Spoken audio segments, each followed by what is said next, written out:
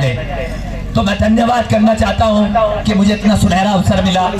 मेरा वाकई में आज मेहनत थोड़ी वसूल हुई है और मेरा सौभाग्य है कि एक विद्यालय का मुझे मौका मिला, खास करके डॉक्टर भीमराव अम्बेडकर एकता विद्यालय में।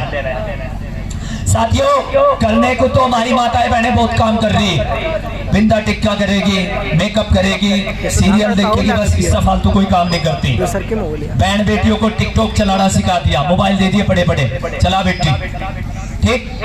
लेकिन किसी ने आज तक इन्हें संविधान के बारे में नहीं बताया। तीज त्योहार सारे करेंगे, मैं किसी धर्म किसी विडंबना के खिलाफ नहीं, लेकिन ये सच्चाई है। अगर इस देश में जब भी परिवर्तन आया है तो शिक्षा टेक्नोलॉजी से आया है, वरना मठ तो बहुत सारे चल रहे हैं। 2024 के अंदर आपके बच्चों को शायद शिक्षा भी ना मिल पावे। इस देश के संविधान को बदलने की पूरी तैयारी की जा रही है।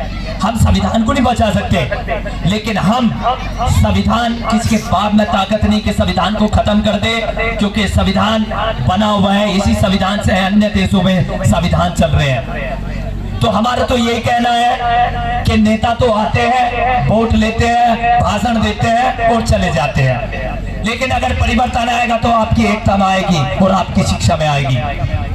हम लोगों ने उत्तर प्रदेश सहित कई राज्यों में हम लोगों ने अपने SC ST समाज के बच्चों के लिए हम लोगों ने निःशुल्क भीम पाठशालाएं भी चलवा रखी है। छत्तीसगढ़ राज्य है, सबसे दबा कुचला राज्य है।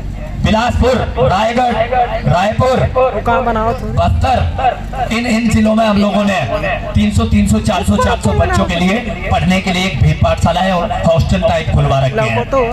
मेरठ जिले के अंदर हमने अपने होम टाउन में ऑनलाइन क्लासेस भी चला रखी है। जो बच्चा IPS, UPSC, IAS, PCS की तैयारी करना चाहता हो, उन बच्चों को हम निःशुल्क, कोई पैसा नहीं लेंगे, ऑनलाइन कहीं से भी वो पढ़ाई कर सकता है।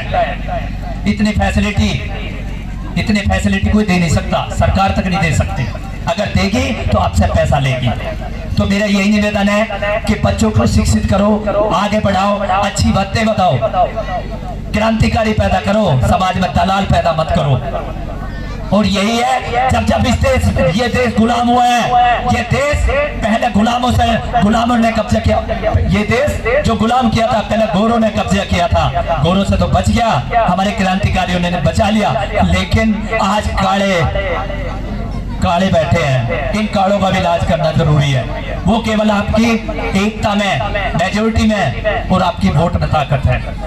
मैं किसी वोट के बारे में ज्यादा नहीं कहूंगा, मैं तो यही कहूंगा, आप शिक्षित है, IPS, PCS, UPS, commissioner, deputy engineer, civil engineer हो तो बड़ी से बड़ी ताकत को झुका सकते हो।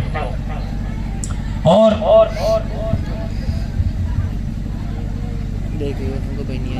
ज्यादा समय तो नहीं ले रहा, नहीं मैं पूछना चाह रहा, सब तो नहीं ज्यादा, क्योंकि सबके लिए लिमिट है तो मेरे लिए भी लिमिट होनी चाहिए।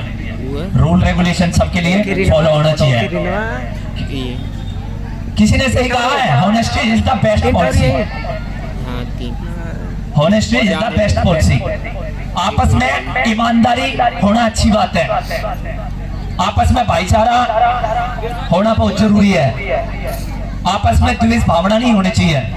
अगर मेरी बहन कमिश्नर बन रही है तो मेरी दूसरी बहन को ये सोचना चाहिए कि मैं डिप्टी कमिश्नर बनूं, उससे बड़ी बनूं। अगर मेरा भाई IPS है तो दूसरे भाई को ये सोचना चाहिए कि मुझे IAS बनना, ना किससे द्वेष भावना रखनी चाहिए। और मैं नौकरी पेशे वालों को भी बता देना चाहता हूँ, अगर यहाँ सर्विस में मेरा कोई भाई या बहन बैठी हो, एक ही निवेदन रहेगा कि सर्विस के दौरान तो आप लोग समाज के लोगों के लिए खड़े नहीं होते, लेकिन जब सर्विस से रिटायर होते तो मंचों पर चढ़ के बड़े बड़े भाषण देते हो। मेरा यही निवेदन है, अगर मेरा कोई भाई action engineer, civil engineer, collector, IPS, IAS, PCS है तो मेरा यही निवेदन है, समाज के बच्चों को पैसा मत दो, अगर देना है तो रोजगार दो। अगर कल संविदा पे वैकेंसी निकल रही है या कोई बच्चा IPS, IAS की तैयारी करना चाहता है तो उस बच्चे की मदद करो। हम लोगों ने जिला हरिद्वार के अंदर 2020 में 201 लड़कियों का सामूहिक विवाह भी कराया था।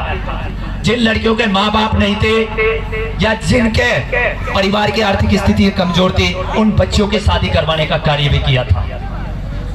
लेकिन हमने ये नहीं बुलाए थे ओम भूर्भुवस्व, हमने बुलवाए थे तथागत, हमने बुलवाए थे बनते जी, क्योंकि जो शादी कराते हैं हम बहुत धर्म के अनुसार